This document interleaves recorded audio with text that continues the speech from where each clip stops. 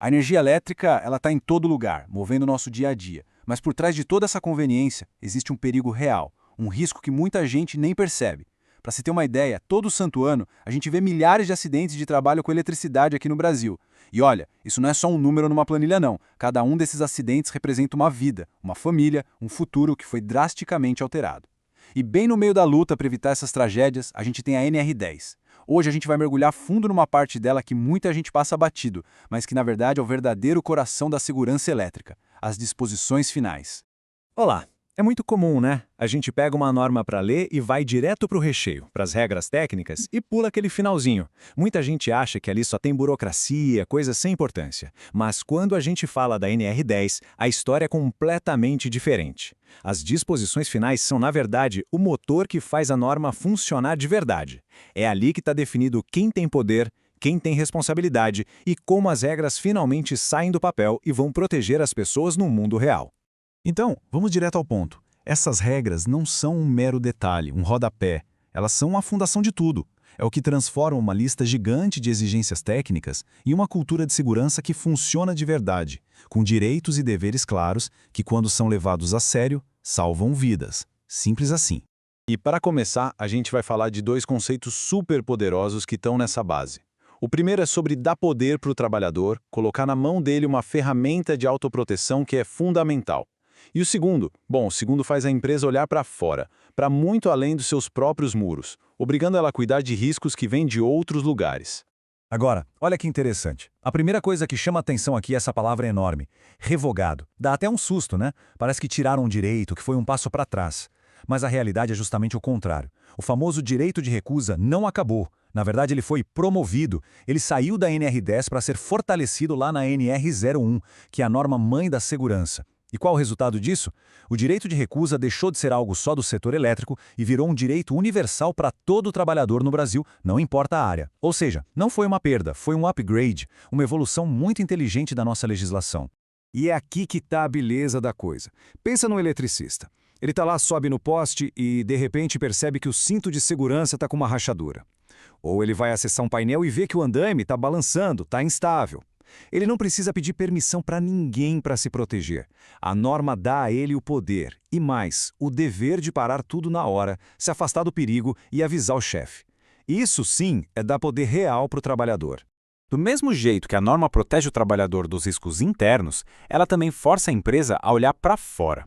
É exatamente o que diz a cláusula 10.14.2. A segurança elétrica de uma empresa não é uma ilha isolada. Ela está conectada a uma rede gigante e complexa de vizinhos, concessionárias de energia e outras instalações. Pensa num efeito dominó. Sabe aquela instalação clandestina, a famosa gambiarra na empresa do lado?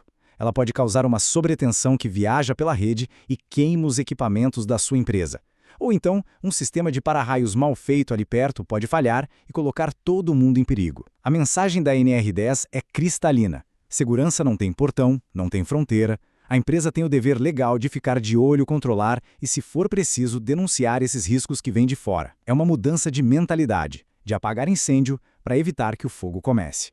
Certo, a gente já viu os direitos, já viu as responsabilidades, mas e se as regras não forem seguidas? Como a gente garante que o trabalhador vai ter a informação que precisa para se manter seguro? É aí que a gente entra na fiscalização e na transparência. São os dentes da norma, o que dá força para ela morder.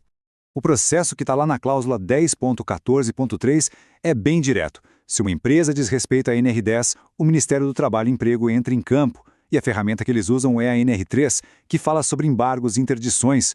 Um embargo pode parar uma obra inteira. Uma interdição pode fechar uma máquina, um setor ou até a empresa toda, até que aquele risco grave e iminente seja completamente resolvido. É a consequência máxima para proteger a vida do trabalhador. Mas, para tudo isso funcionar, a gente precisa falar da documentação da NR10. E não estamos falando de um monte de papel pegando poeira numa gaveta. A gente está falando do cérebro de todo o sistema de segurança, o prontuário das instalações, os diagramas elétricos, as análises de risco, os procedimentos de trabalho, tudo. E a cláusula 10.14.4 garante que esse cérebro não fique trancado a 7 chaves. Essa documentação toda tem que estar ali sempre acessível para quem está na linha de frente no dia a dia. Para quê?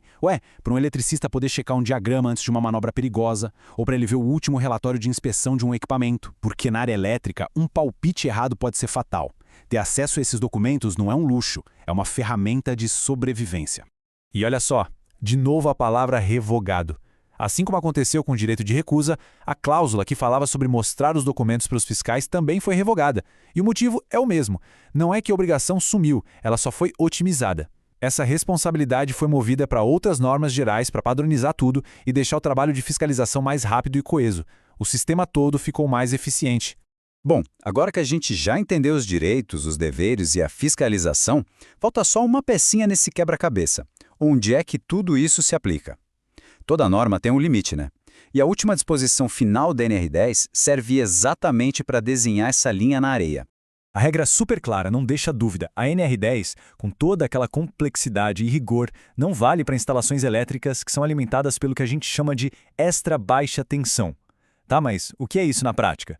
Extra baixa tensão é só o nome técnico para aquelas voltagens tão baixinhas que em condições normais não tem força para dar um choque perigoso. É por isso que a gente pode pegar o carregador do celular, trocar a bateria de uma parafusadeira ou plugar um cabo de rede sem precisar de luva de borracha ou qualquer procedimento de segurança. Esses sistemas que a gente usa todo dia são os exemplos perfeitos do que está fora do escopo da NR10.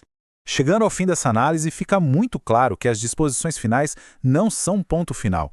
Pelo contrário, elas são a cola que une todo o resto. Elas mostram que a NR10 não é só uma lista de regras paradas no tempo. É um sistema vivo que se adapta e evolui, feito para funcionar no mundo real. Então, resumindo, o que a gente aprendeu? Que é nessas cláusulas finais, nas letras miúdas, que se escondem os verdadeiros pilares da segurança elétrica. Primeiro, o empoderamento do trabalhador, que pode dizer não ao perigo. Segundo, a responsabilidade compartilhada, que vai além do próprio portão. Terceiro, consequências de verdade para quem não segue as regras. Quarto, o direito de saber, de ter acesso à informação. E por último, os limites bem definidos, para saber exatamente onde a norma se aplica. E se tem uma mensagem que precisa ficar, é esta. Não se assuste com a palavra revogado. No contexto da NR10, essas mudanças que a gente viu não significaram perda de direitos. Pelo contrário, foram uma evolução muito inteligente da lei. O sistema de segurança do trabalho no Brasil ficou mais forte, mais integrado, porque garantiu que proteções essenciais valessem para todos, e não só para um grupo específico. Isso tudo nos deixa com uma pergunta para refletir. Depois de entender esse poder todo que estava escondido lá no finalzinho da norma, como a nossa visão sobre a segurança no trabalho muda? Ela deixa de ser só um manual de regras para ser decorado e passa a ser vista como um sistema completo de direitos, deveres e, acima de tudo, de proteção mútua. Um sistema feito para uma única coisa: garantir que todo mundo volte para casa em segurança no final do dia. Obrigado pela companhia.